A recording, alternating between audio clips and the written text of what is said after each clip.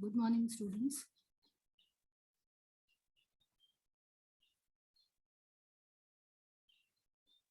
Am I audible? Yes, ma'am. We'll wait for a few minutes. Maybe by 8:35 or something, we'll start with the session. I can only see 13 participants. Maybe in a couple of minutes, we'll start.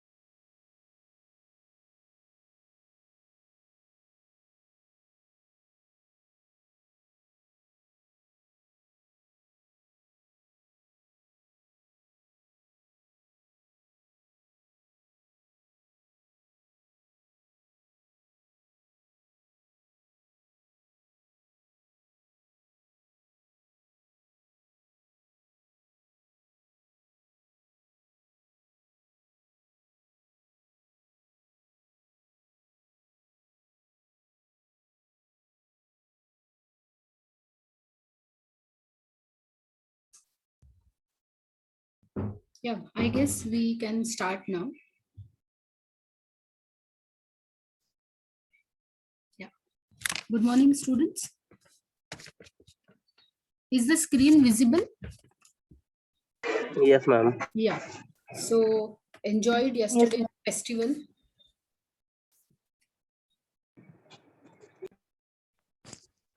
Yes, ma'am. At home, not much. That's okay, but at least some Yes. part of entertainment, or maybe 5-10% compared to otherwise ban hai, so we cannot do anything, so at least better than enjoying at home. So good, with refreshed minds, I hope we'll start with today's session. Let me just share my screen.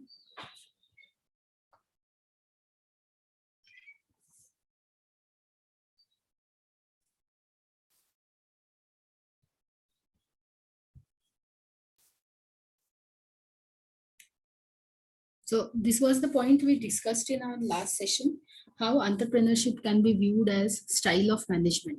As an entrepreneur, you are supposed to coordinate, you are supposed to organize and manage the enterprise which you have. What happens when we are new into the business, when a person is new into the business, the scope of operation is limited because he has just entered. So all the decisions related to manufacturing, sourcing, recruiting labor, then coordinating. So all sets of decisions are being taken by the entrepreneur.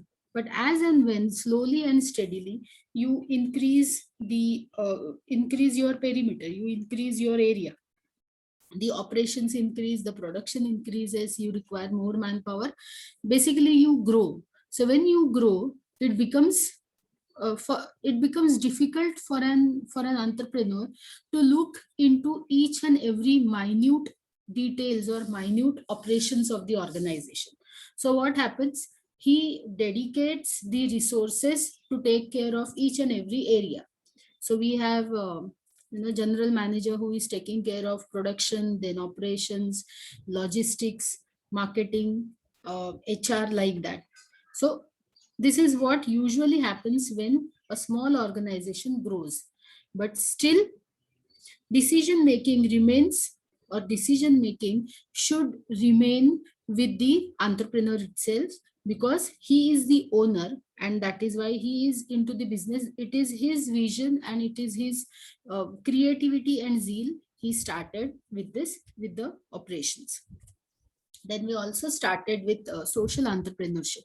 We saw about social, we knew, we came to know about what is this concept means in our previous sessions as well. And in our last session also, we some part we started about knowing what social entrepreneurship in detail. We also studied the example of father of white revolution, that is Mr.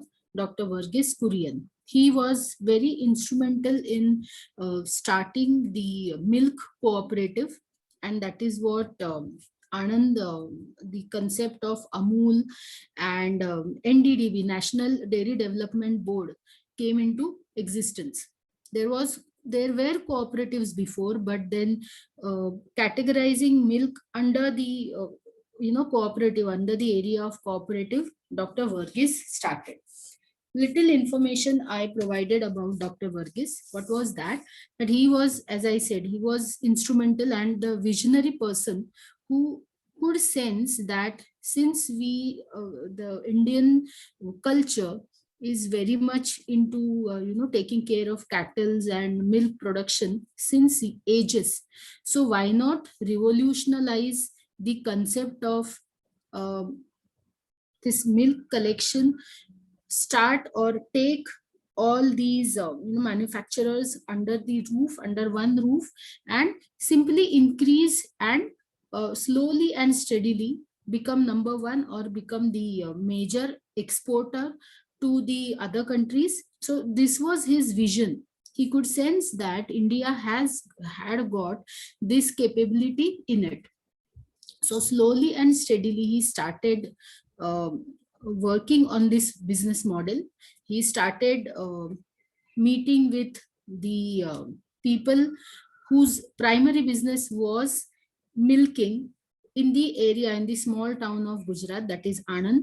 So slowly and steadily all the households in the Anand, they started collecting and delivering the milk to the manufacturing plant.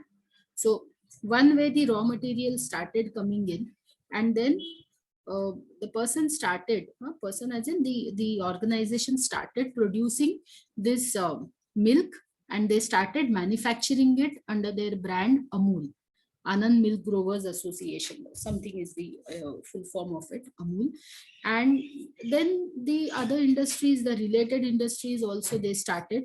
Like when I have ample of raw material, the product with me, so what can I do? So they started manufacturing the other milk related items like milk powder, then we have paneer, then we have dahi, like that. So slowly and steadily they started coming up with these innovative products, innovative for the Indian household, we can say. This also started entering this ice cream segment and all, and today we see how flourished this Amul as a company is. So it was entirely the vision of Dr. Verghese Kurian. If you get time, you can read his autobiography. I have read the translated version of it, but it really gives you a kind of direction and simply a person's vision. How can it change the game? How can it change the entire world? Very good example. So coming back to social entrepreneurship, uh, what else we can say about social entrepreneurship? Customer satisfaction, CSR, brand image are the secondary goals of corporate entrepreneurial ventures. When somebody is in corporate and then he is working or he is carrying out his own um, initiatives under the wings of corporate, Now, what are his or her motives behind this corporate entrepreneurship? Would be achieving customer satisfaction. If I achieve the satisfaction of my customers, I'll generate more and more business. CSR, again, it's a thing which is kind of mandatory and which actually improves or helps building your brand image. That is why we see that these MNC giants like Hindustan Lever and Procter and Gamble, P&G and HLL, you remember the advertisement? If you buy few of the P&G products, the money which you spend on buying a particular product, 1 rupee out of it goes or is donated to CRY, Child Relief and Youth, CRY organization which works for child development. So NGO basically. So this is how these companies are carrying out social corporate social responsibility, so that it kind of helps building their image, their brand image in the minds of the customers. So automatically we also feel sympathetic. Okay, fine, this company is along with manufacturing and along with, though it's a foreign company, but it is still helping our Indian kids, or it is helping our Indian societies, social welfare and organization. So why not buy their products? So kind of mentality we grow in our mind, and this way these corporate entrepreneurs achieve success. So customer satisfaction is one such thing, CSR is one such thing, corporate social responsibility, which automatically helps building the brand image. So these are the secondary, we can say, the goals of corporate entrepreneurial ventures. Whereas what social entrepreneurship is looking into, social entrepreneurs are looking for growth through economic sustainability and social change. Corporate entrepreneurs wish that they should bring about some kind of social change in the society. The same example of CRY, Child Relief and Youth. So the organization gets donation, they can better work for the underprivileged children. They can also work towards their upliftment. They can run many such initiatives because they have got funding. The program can be implemented in a better way because they have got funding, and automatically it will bring a kind of social change in the society. So this is the rough, or we can say the secondary objectives of social entrepreneurship. Now we'll study women entrepreneurship, and then I have got uh, an article to show you from the Sunday's newspaper. Again, it's those who like to read about the general what is happening around, what is happening at global level. So one angle is covered in that article, along with the not CSR, this uh, entrepreneurship development, how it is helping the society. The social entrepreneurship, which the topic which we are right now learning, is also being covered in that particular article. So after finishing women entrepreneurship, we'll see what has been written there. So who are women entrepreneurs? The group of women, or women who initiate, organize and operate a business enterprise. Roughly speaking, women come together. Maybe there could be a group of women or a single person, single woman, who initiates something of her own, who organize the resources, and the business entity which she operates is called as a women entrepreneur. Government of India has defined women entrepreneurs. How they have defined? An enterprise owned and controlled by a woman. That ownership has to be with women, and control over that organization should also be with women. So one part. So an enterprise which is owned and controlled and run by the women, by a woman, having a minimum financial interest of 51% of capital. Now, ownership of it, how it is defined, how government of India has defined that 51% of the interest, financial interest, should remain with the women entrepreneur. The remaining 49, how it is divided is a different thing. But then major stakeholder here should be a woman, and giving at least 51% of employment generated in the enterprises to women as well. So not only 51% of the share out of the business should remain with the women, but it should also state that the employment which she generates out of her business activities should have 51% women as employees. So if there are 10 employees which are working in a shop, 51 means more than 5. So 6 to 7, we can say that workers should be women. So if this is the case, then that entrepreneurial venture is being owned and run by women, and such entrepreneurs are called as women entrepreneurs. Is the definition clear? Very simple.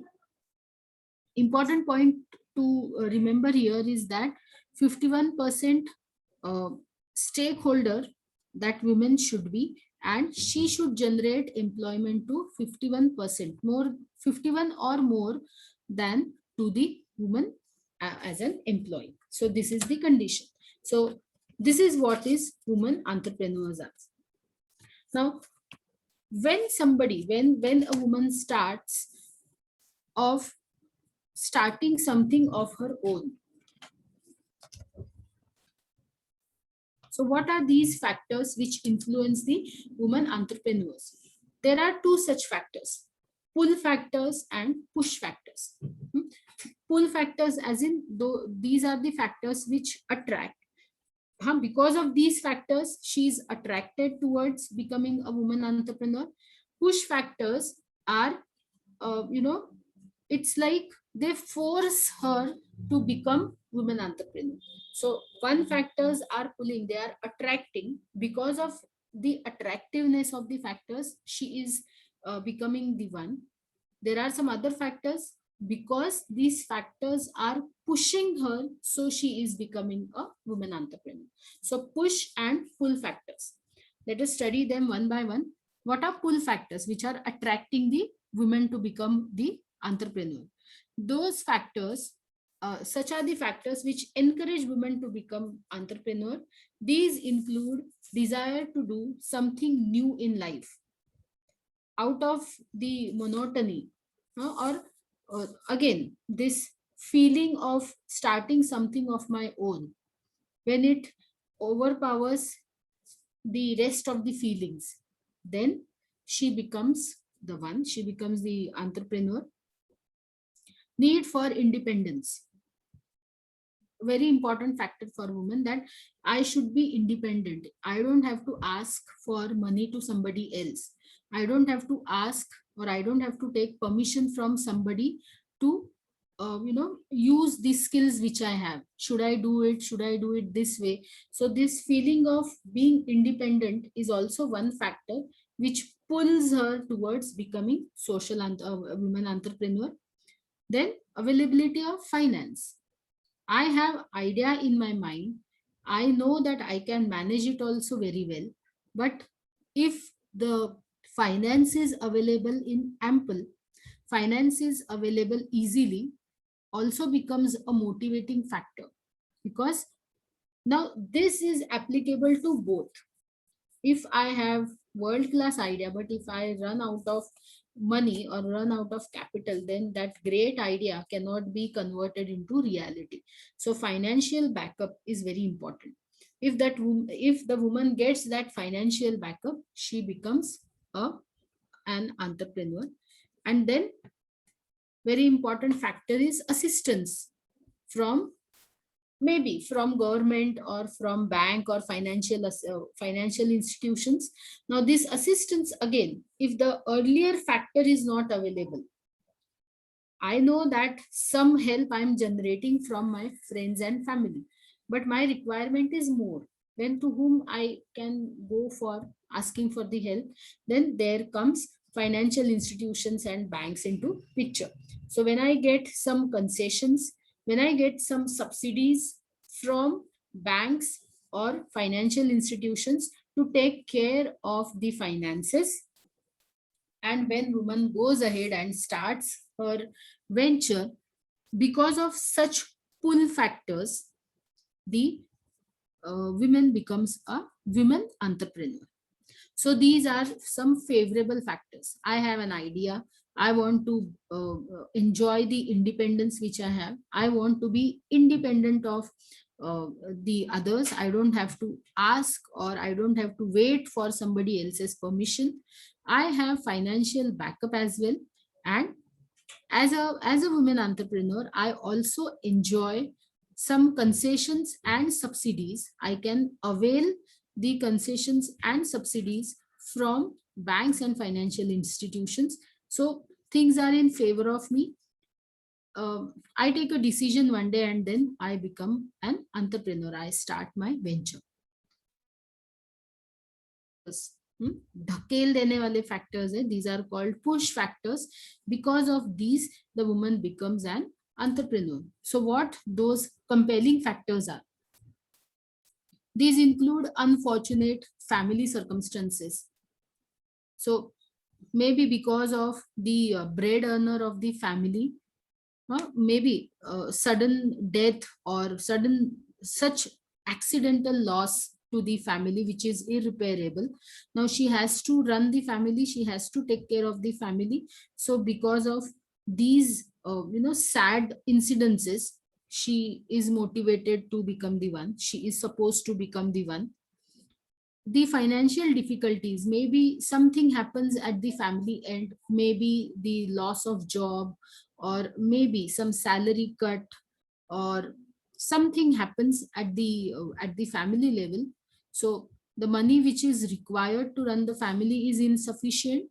So she decides that she'll start earning. You remember the advertisement? Now the same thing is shown in a different way. Ariel or koi detergent ki advertisement is there, that the three persons are shown, the husband, wife and her mother-in-law. Now she wants ki even she should help her family. So mother-in-law is asking why he is earning, so you just manage with whatever he has.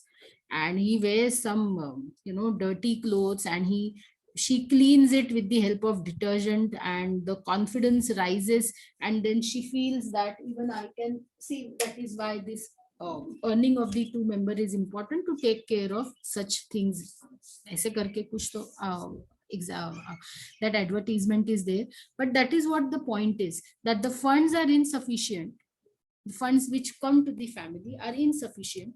So to take care of the requirements, women becomes women entrepreneur. And again, the responsibilities in life. So basically these are really the push factors which compel the women to become the entrepreneur.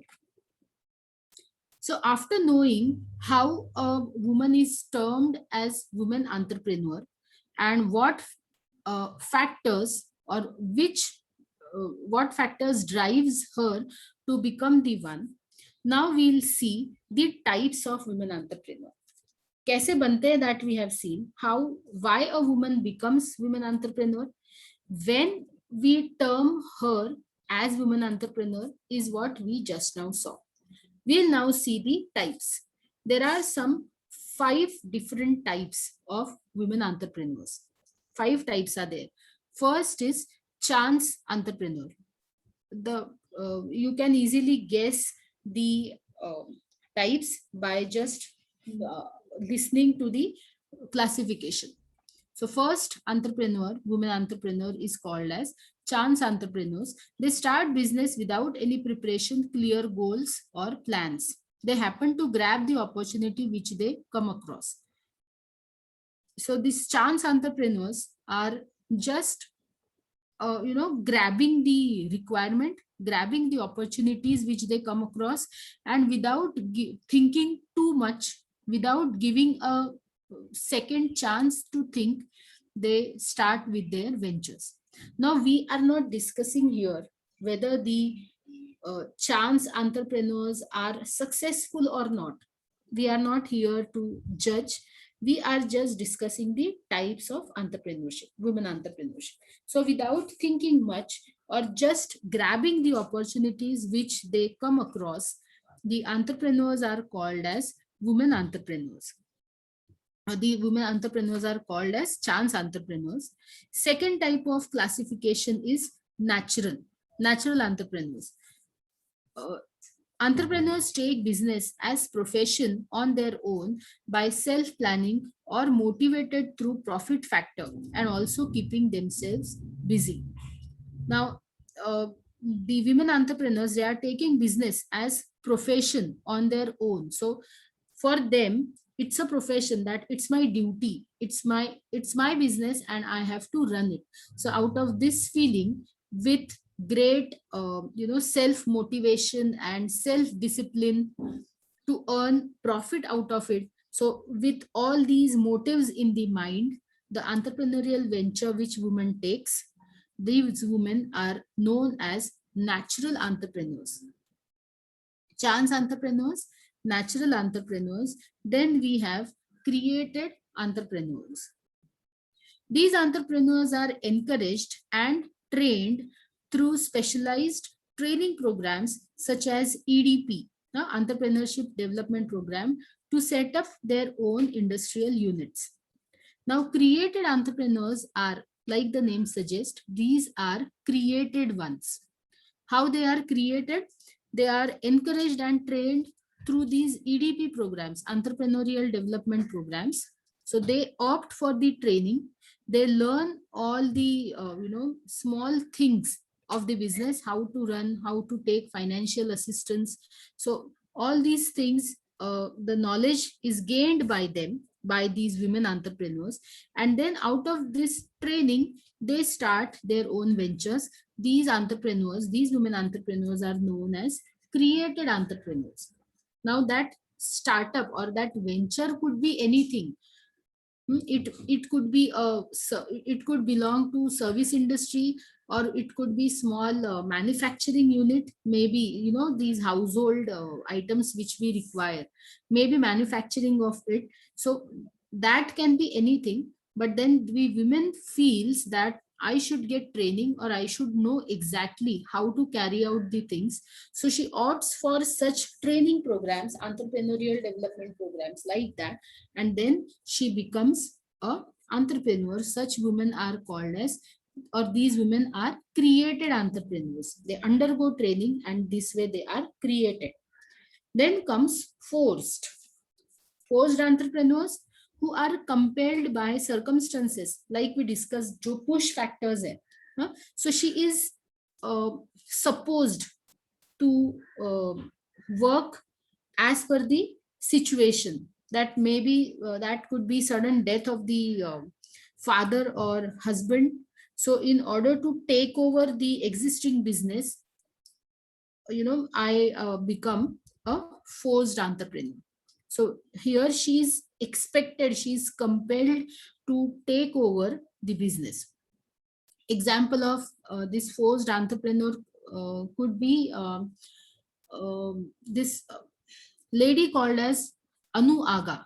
Now, this Anu Aga, she is currently the MD and CEO of company called as Thermax. Because of sudden death of her husband, and even sad thing is she lost her son also at a very early age. I guess he was 24 or 25 or something. She lost her son. So she is currently looking after, taking care of Thermax, and now she has daughter also who is also in the same business.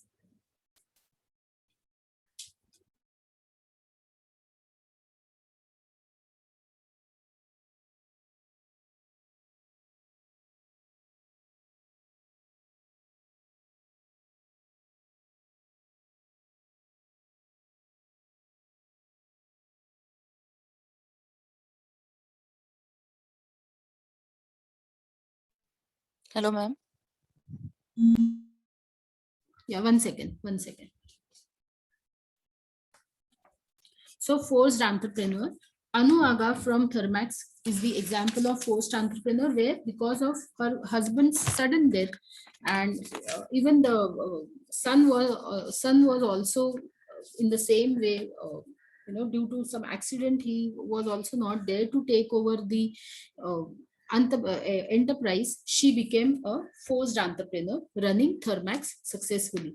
And then last classification is Benami entrepreneur. Benami as in these are the entrepreneurs who act as facade for business of their husband or brother. Now meaning of the word facade is you are just portraying, you are this could be the falsification as in front may we can see that the person is running the business, but at the back end if we really check, it is her husband or her father or her maybe the son who is carrying out all the activities. So it's a false picture in front of us that she is the one who is running the business, but in reality it is not. So this is the kind of false statement to us. We assume that she is an entrepreneur. So such entrepreneurs are called as um, Benami entrepreneurs.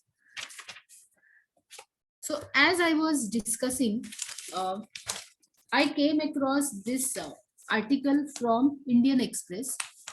It is, can you see it? It is Sunday's uh, Indian Express. Some page, it's after the editorial page. This article is basically giving us the glimpses of how the situation in Bangladesh is. Now, situation in terms of, how the country is growing, how it was in 2000 or maybe after getting independence. Uh, it got independence when Bangladesh, anybody? 1971, after the war. So it got independence, but then the country was struggling.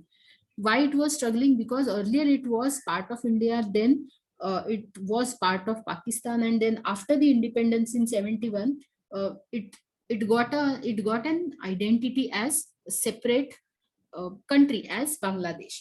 So when it was part of these two countries, big two giants, many of the units, manufacturing units were here in India. And then it's, we can say the shops or the selling used to take place in Bangladesh, roughly speaking. So what happens after 71? The country was struggling because it did not have anything of their own. The manufacturing was taking place in some other countries and marketing and selling was happening in these countries. Now since the country got independence, now they had to start something of their own. Moreover, being an Asian country, it was again population wise also the population growth was quite high, and the country was also one of the populated countries, overpopulated we can say. So manpower is available, but then we have no businesses to run. We have manpower, but we don't have opportunities for them to offer. So slowly and steadily, because of the visions of many people, today's Bangladesh is different and it is growing and it is developing.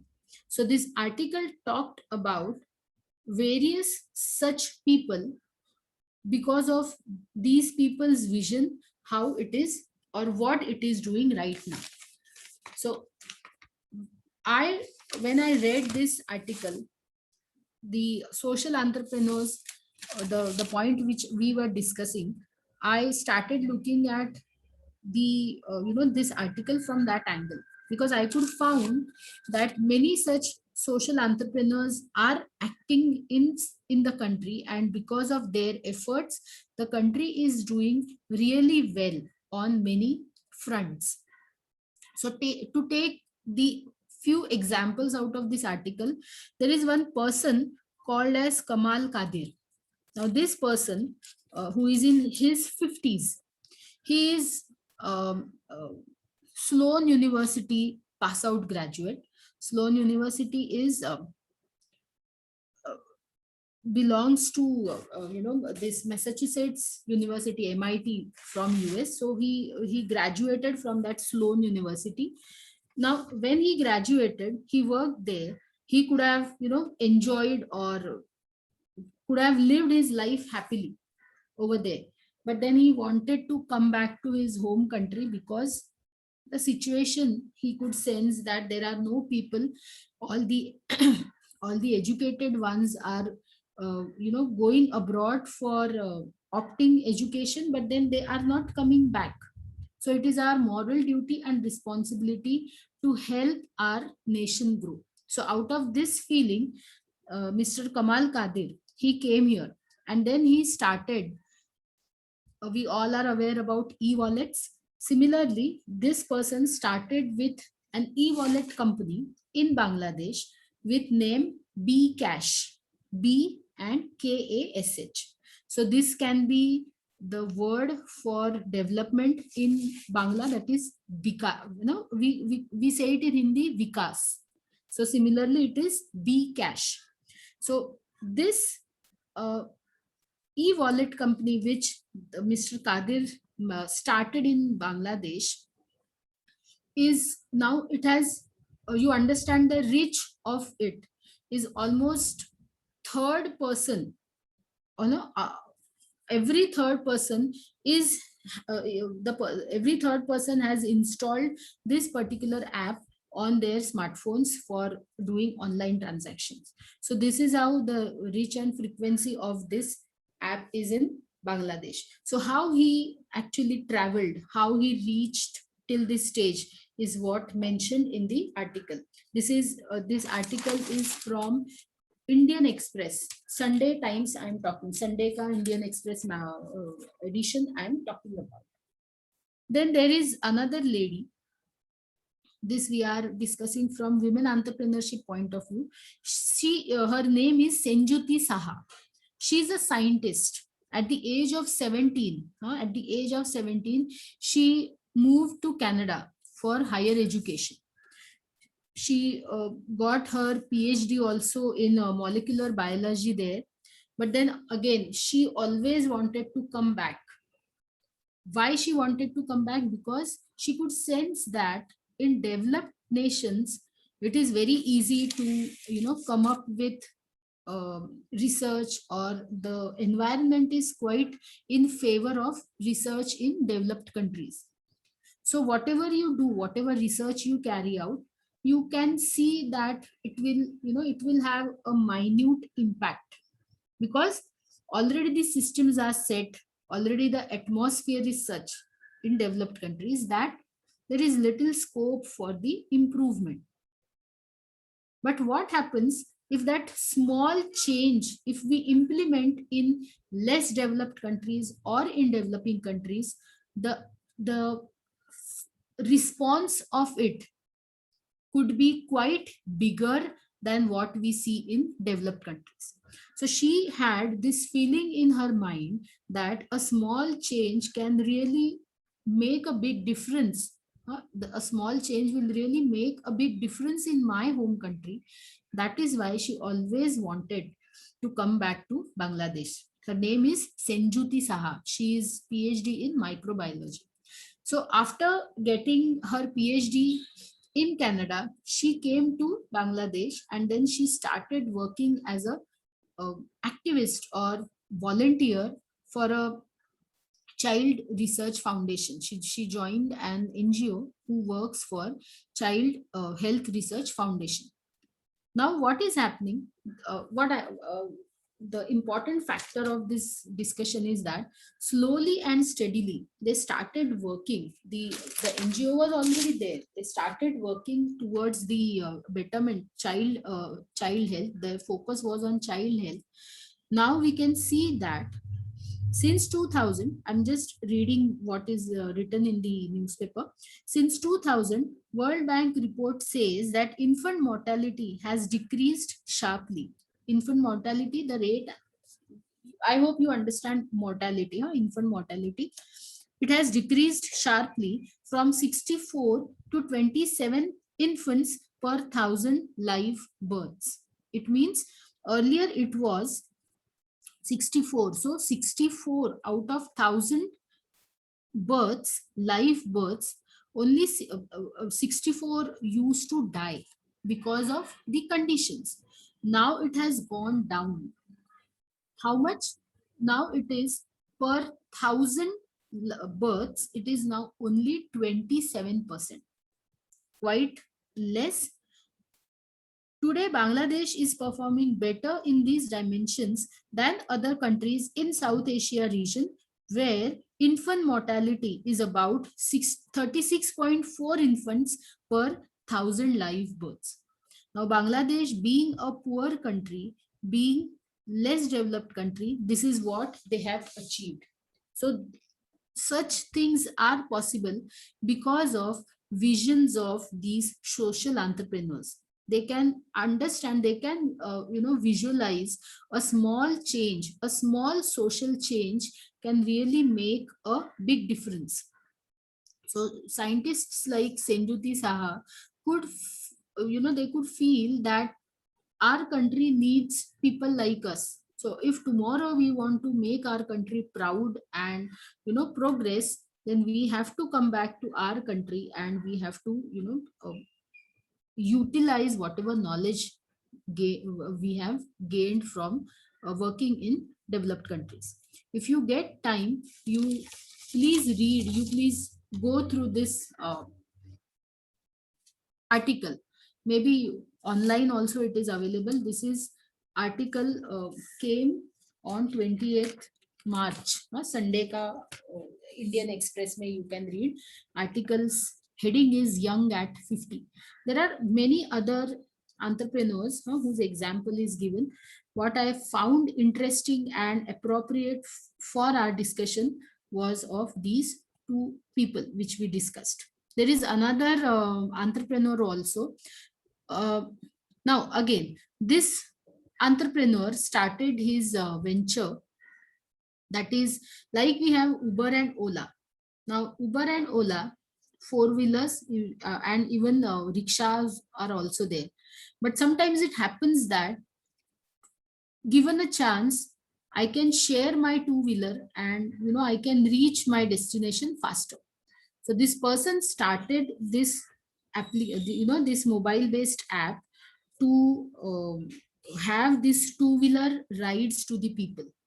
And again, it is quite popular in the area. And he said that it is his sixth idea which actually got success. So five such ideas of his, they failed, but he continued with this efforts and it was his sixth idea which picked up and it is really doing great in Bangladesh. So you can read the article, you will have a very good idea about what we are discussing right now. So after understanding social and women entrepreneurship, let us now move to move our discussion further. Now, there are some models of corporate entrepreneurship.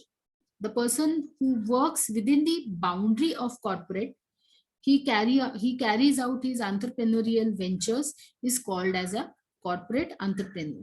So what are the models, how we can say, or what are the differentiating factors of corporate entrepreneurship? Let us see that. Successfully developing new businesses within a large and established organization, that is meaning corporate entrepreneurship. Fine. It depends on two cardinal decisions. So this corporate entrepreneurship is dependent on two decisions. What those decisions are? Who within the company has primary ownership for creating new business? I have an idea, but then if I am in the organization, for example, as an employee, I have very good idea, is what I feel in my mind. But then if I belong to the junior most category in the organization who has just spent, so let's say, some 5 or 6 months in the organization, so will I have the ownership of creating new business? So that we need to find out, because on that the corporate entrepreneurship depends on. Now everyone in the organization cannot enjoy this liberty of coming up with an idea and being called as corporate entrepreneur. There has to be some rules, regulations. There has to be some decisions related to who will be the primary owner. So corporate entrepreneurship depends on first such factor, that who within the organization has primary ownership of creating new businesses. Second, is money dedicated to corporate entrepreneurship, or are new business concepts funded in an ad hoc manner? इसका क्या meaning है? We are discussing corporate entrepreneurship. So to become a corporate entrepreneur, there are two important decisions.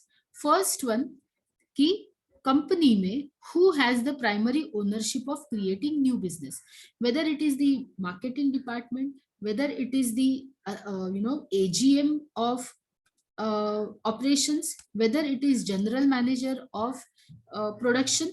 So where actually is the ownership of creating such new businesses lies? First decision. Second decision to become corporate entrepreneurs is money dedicated to corporate entrepreneurship? I have an idea, I know source क्या है, कौन नया business generate कर सकता है, but then as an at corporate level, is money dedicated to become corporate entrepreneur? If yes, then it is fine. If no, then what?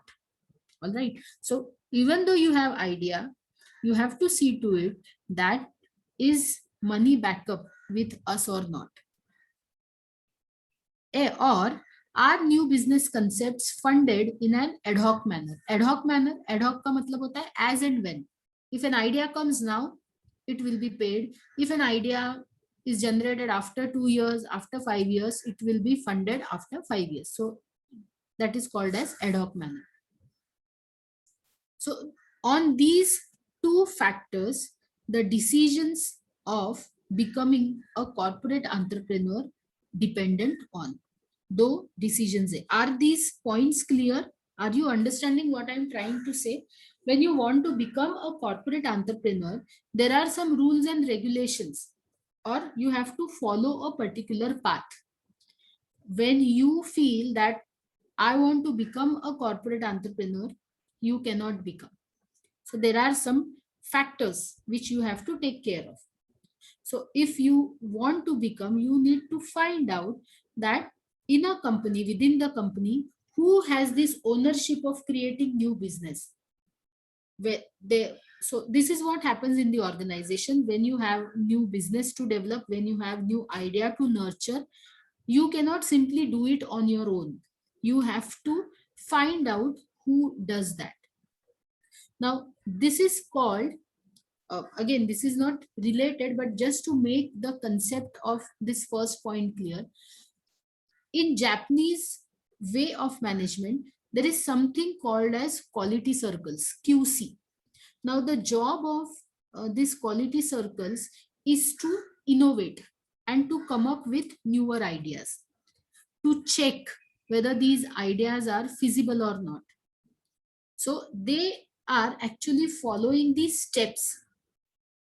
Quality circle team follows these steps, and after following those steps, that idea has to pass through these steps which quality circle department has developed. And after crossing through all these steps, still if that idea is standing, then it can be developed. So similarly, that is what this first point is talking about. Even though you have an idea, but then you have to find out who has the ownership of creating new business. So there could be a department like quality circle in the organization where you have to communicate your idea, and then you have to follow these steps or guidelines set by this quality circle department, and then your idea can be taken further. So those who want to become corporate entrepreneurs, this is what they need to find out. First point. Then second point is talking about money. Now, quality circle department, you found that you have to take your ideas through this particular department. Second point which you have to find out is that, is money dedicated for such ventures or not? In your organization, do they have any arrangements, monetary arrangements to take care of such businesses? Or you need to find out, are these concepts funded in an ad hoc manner? So any provisions, or on as and when basis, how it is done, how the funding for the business is done. So you have to find out these two factors. After finding out these two factors, now we have a model of corporate entrepreneurship in front of us. Opportunist, enabler, advocate, and producer are the four models of corporate entrepreneurship that Robert Walcott and Michael Lippids discuss in their book called as Grow from Within.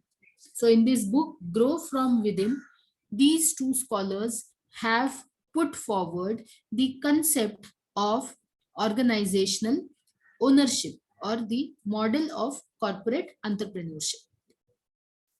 They have divided these corporate entrepreneurs into four categories: opportunist, advocate, enabler, and producer. Now, these factors are plotted on two-dimensional graph.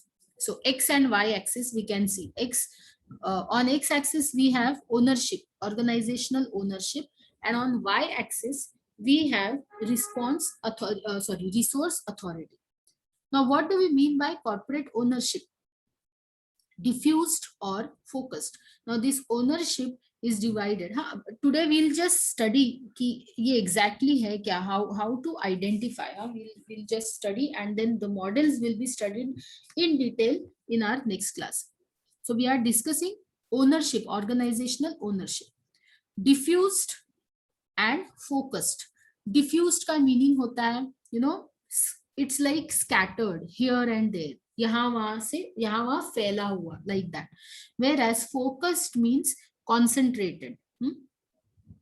So ownership could be just scattered here and there, and then we have a focused ownership, एकदम thorough, to the point, hitting the bullseye kind of ownership is called as focused one. Very much clear in their thought, what exactly I have to achieve at exactly where I have to head. Whereas diffused ownership is listening to others, taking others help with no clear direction, with no clear guidelines to follow. So it is just scattered. So fella hua type of thing. Resource authority, ad hoc and dedicated. Now I have resources who are dedicated, and I have resources which I take on ad hoc basis. So at home, suppose I find that probably my cook is not coming for 6 days. So what do? I call out somebody else, some other cook, and I request her that, see, my so and so lady is not coming, is not available for next 6 days.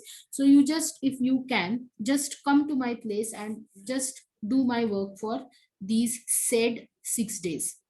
So such resource which I organize here is called as ad hoc basis, because to fulfill my current requirement. For example, employees who are taken on contract basis. I don't want a permanent employee. I want people for a particular project. So I recruit people for that particular project. I tell them while recruiting that your recruitment is purely related to this particular project, which will run for 6 months. I also communicate them maybe plus minus 3 months is what is expected. So when the project will be over, your employment will be terminated. So this is called as resource, arranging the resource on ad hoc basis. And then I have dedicated resources. I have resources to take care of the department. I have resources for each and every position in the organization. So trainees can be on ad hoc basis because I train them and I then put them at different divisions.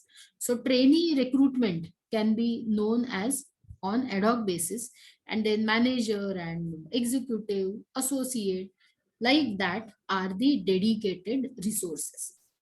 So this ownership from scattered to from scattered, it travels towards the focused one, and then resources,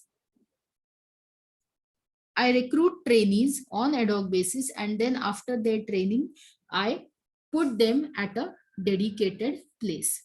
So, in this situation of diffused to focused ownership and ad hoc to dedicated resources, what sort of corporate entrepreneurs I have? So those entrepreneurs are categorized as opportunist, enabler, advocate, and producer. Abhi opportunist में what is the criteria?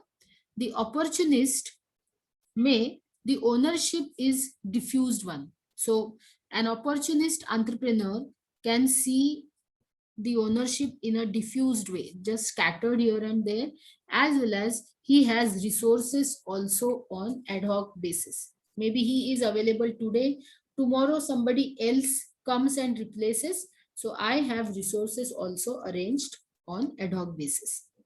Advocate, a kind of model, business model of corporate entrepreneurship, has focused ownership, but resources are on ad hoc basis. Enabler, dedicated resources with diffused ownership, and producer may has win-win situation. He has dedicated resources and he has focused ownership as well. So what are the characteristics of each and every type of corporate entrepreneur? And it also has the slides also mentions about the example of the company who supports such kind of model, corporate entrepreneurship model. We'll discuss these things in our next session, that is tomorrow. I hope it is clear, the discussion which we had today clear. If you have anything to ask, just let me know. Fine. So we are stopping here. We'll see you tomorrow and have a great day. Yes, Thank ma'am. you, ma'am. Yeah, bye-bye. Bye. Thank you, ma'am. Yeah, welcome. Ma'am. Thank you, ma'am.